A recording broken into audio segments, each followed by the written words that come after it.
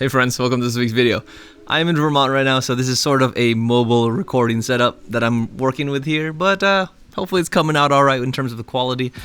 I am going to get a review out, regardless of whatever my friends are doing, because I am very committed in making sure that I am getting regular content out and growing this channel appropriately and making sure you guys don't have a crazy hiatus like you did at the beginning of the year. It took me a really long time to get around to that video around the pixel buds, and I'm very, very sorry about that. I'm going to make sure I'm really trying this one video a week plus shorts sort of schedule. And if you haven't seen my last post, I kind of posted about how that's going to play out. And what I promised you guys is that I would shoot a review on the Marshall Emberton wireless speaker. This guy is very, very interesting because it is well built and it comes in a bunch of different colors, so I'll show them up here. But I really was attracted by this because of the fact that it went on sale on Black Friday. I just never got around to getting to the review because I didn't have enough time to shoot it with everything on the holidays happening, so I'm doing it now. But I've had the speaker in hand for a while and I've been using it on and off, but because we are in a cabin in Vermont on a snowy day, this is perfect. So I thought that this would be a good time to test sort of the capabilities of what it is and see if this meets your portable needs in terms of audio. So let's get into the specifications and we'll get into a deeper dive on this Emberton guy.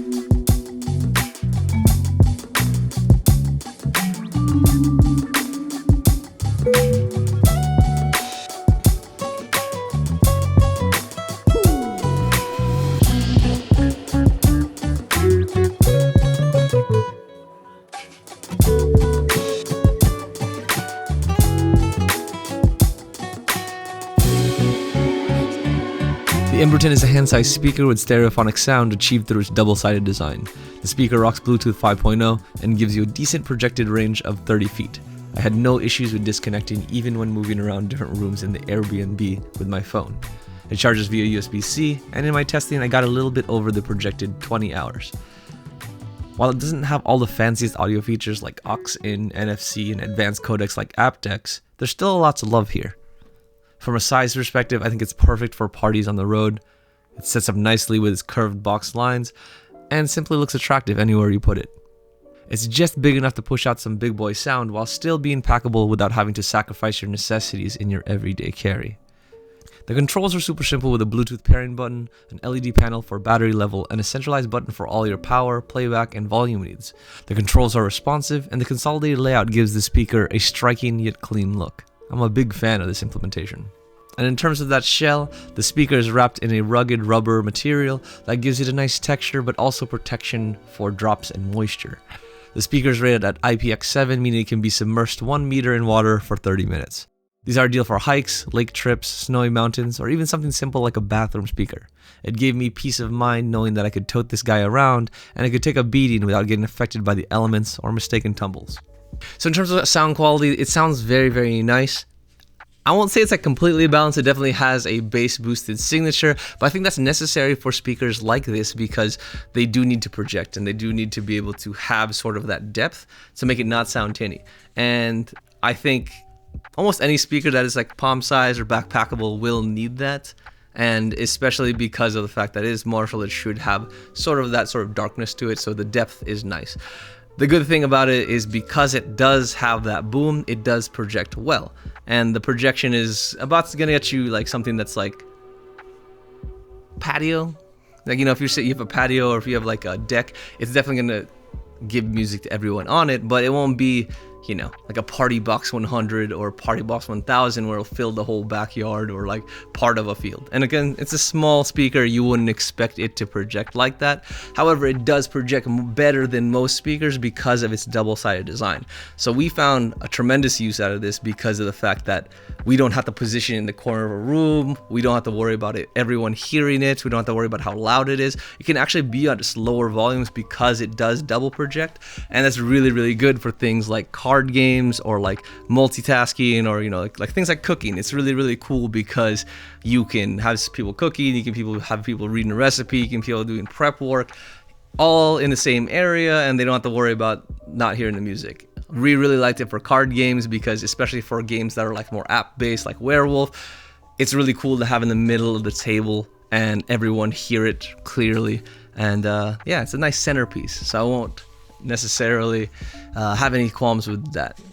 In terms of its overall sound signature, however, I did tell you it's boosted in the bass, but I think it has nice clarity all around. The trebles come in nicely. Instruments are very discernible. The mids aren't gonna like super wow you from an audiophile perspective, but I think they're gonna be very, very good in terms of like just getting you enough detail where you appreciate the music, you don't feel like anything's missing, and you'll be really, really happy with the representation and the rendering of it overall. You don't need audiophile quality on the go necessarily for these kind of speakers. This is more just to fill the vibe and sort of create an ambiance for the party. So I think this is a great solution for that, and the design of it is great. From a volume perspective, it gets pretty loud, but I don't really notice any sort of distortion on it, which is really, really good. And again, that might deteriorate over time because I have seen speakers like the JBL Flip 5 like get a little bit distorty with too much high volume use. However, we use this pretty heavily over this weekend, and I haven't really had much issues with distortion or muddiness. So volume, I think you can crank it really well. And again, the overall sound signature, because of how it's built, I think it's gonna work with a lot of different genres and pretty much run the gamut. And I think everyone will be happy with it. However, you may see some instances where the bass might overpower the trebles and certain vocals or certain strings, but we haven't been listening to much of that music that would do that, or that is tuned to emphasize the bass that much that would overpower the song. So this is where I'm going to interject again, just because I had to re-listen and reshoot some of the audios because they were coming out a little bit corrupted. So with my additional listening, I was able to get a little bit more out of the music and listen a little bit more critically to give a little bit more, designation of what this sounds like. So as you heard in the first track, it was extremely bass heavy, and I found that some of the instrumentation got overwhelmed by the bass.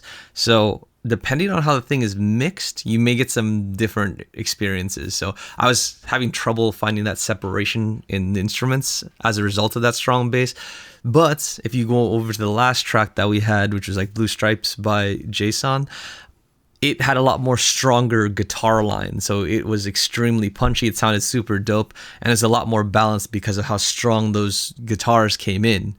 All those riffs and all those runs came in very, very nicely and balanced with the bass. But again, it's because it was so powerful coming in. So more powerful voices, more powerful instruments will help in the trebles and mids and balance, especially if that bass is there. But if you're listening to something a little bit more softer, where the bass is overpowering it, you may feel some muddiness and lack of separation that I would suggest, like, maybe this is not the best speaker for you. So it really just depends on what you're listening to. I think it sounds great overall. However, there are going to be certain types of genres and certain types of mixes that won't be ideal for this. This kind of goes back to podcasting too. So I did put that Cody Ko clip in there just so you could hear his voice.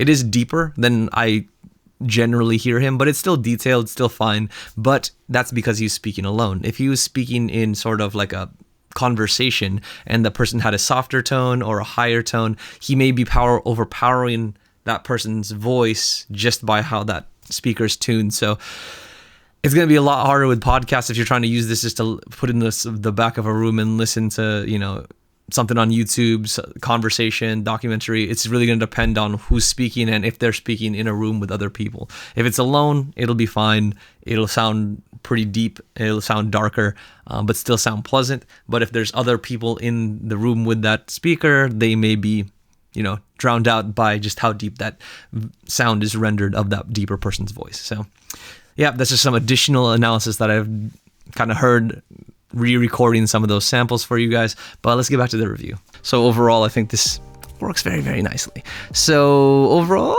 let's see. I think I need to just let you guys listen to this so that you have a perspective for yourself, not just listen to my face.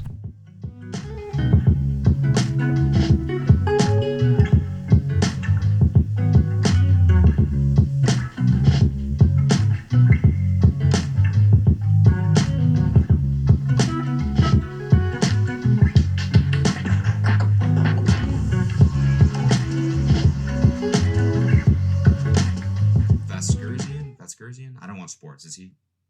Am I pronouncing that correctly? Is he famous? I don't know. Matt Verskazian. He was initially supposed to host the show, and he was so disgusted with it that he walked off set in the middle of rehearsal. And so they replaced him with the host, with that guy, Rick Schwartz, who I guess has no like moral code at all.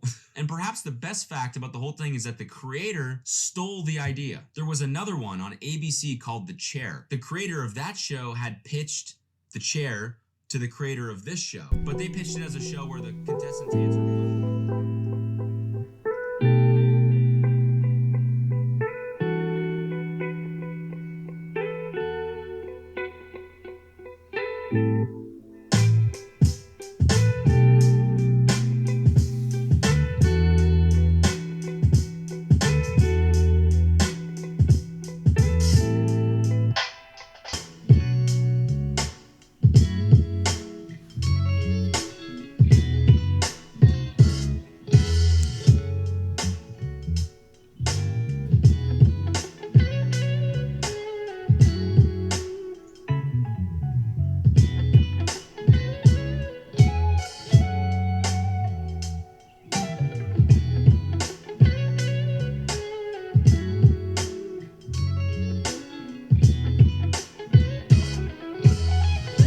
So getting into recommendations, easy recommendation, especially if you find this on a deal. And I do feel like the black versions, like the black and silver or the black and gold, go on promotion every now and then. So you might be able to get it cheaper than the retail price.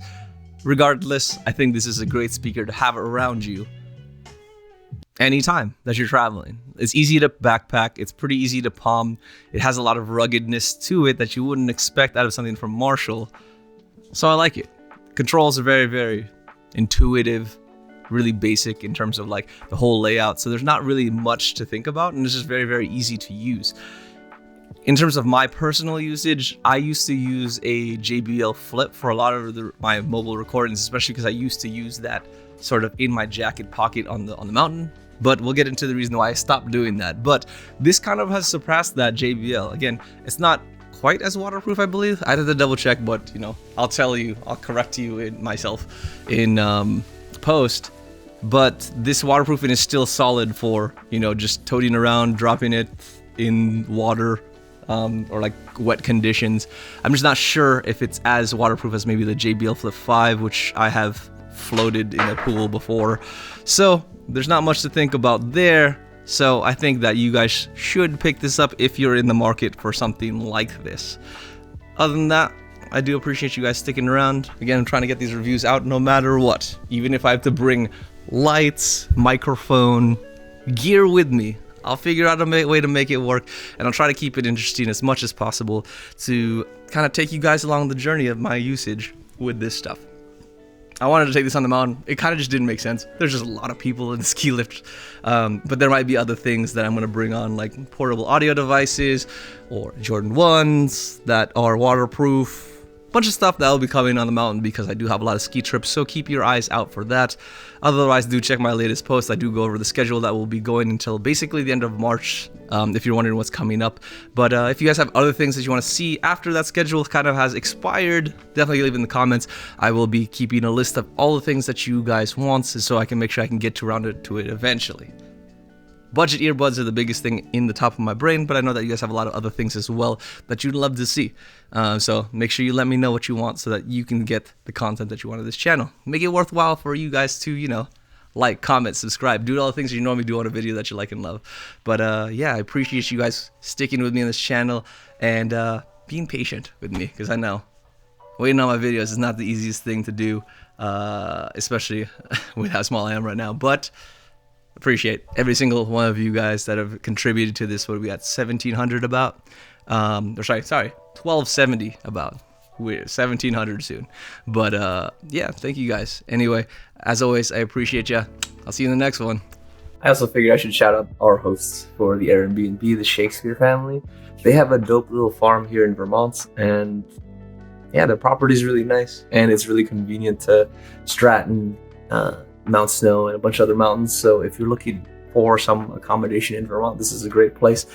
It is on a farm, but it's super dope because they have an adorable dog and some animals that you get to hang out with when you're not on the mountain, and everything's really convenient. So if you're in Vermont, just something to check out.